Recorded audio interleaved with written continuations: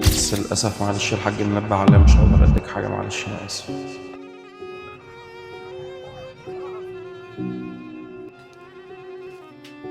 السلام عليكم. عليكم السلام. حضرتك انا دخلت الجامعه صليت العشاء الوقت جنبك، خرجت لقيت الشبشب بتاع الساعه. ممكن تاخد ال10 جنيه دي وتجيب لي شبشب؟ 10 جنيه؟ لا مش هقدر والله. هو في حاجة ب10 جنيه؟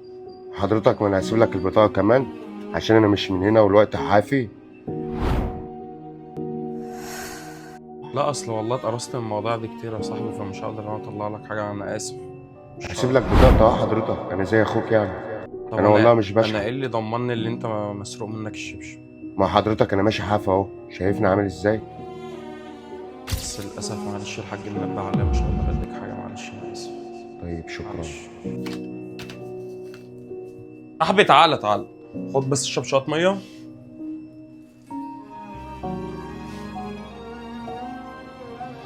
بس كده يا اخويا، وسامحني يا اخويا والله. طبيعي اللي انا اي حد يخش لي المحل يقول لي كلمتين زي دول اديله شبشب.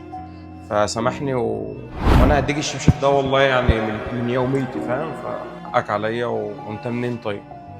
والله يا صاحبي انا اول مره يحصل لي موقف زي ده، انا من طلع هنا من جنبك، انا اول ما هروح اجيب الفلوس واجي اديها يا لحضرتك. صاحبي لا مش عايز منك اي حاجه والله، ومعلش اللي انت في بلدنا وحصل معاك كده، معلش حقك عليا. والله انت كلك ذوق، يا ريت الناس كلها زيك كده. حبيبي يا صاحبي. شكرا. بقول لك يا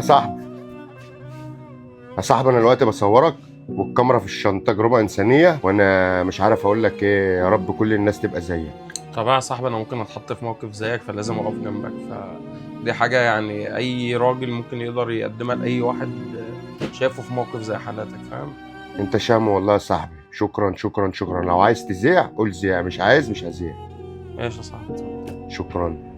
طب يا صاحبي انت مكانك فين؟ احنا من منصورة، شارع الدراسات، محلات فردة وفردة. بص يا اخواتي، الراجل ده شاه، كلنا ندعمه، عنده حاجات جميله ومعروف جدا في المنصوره.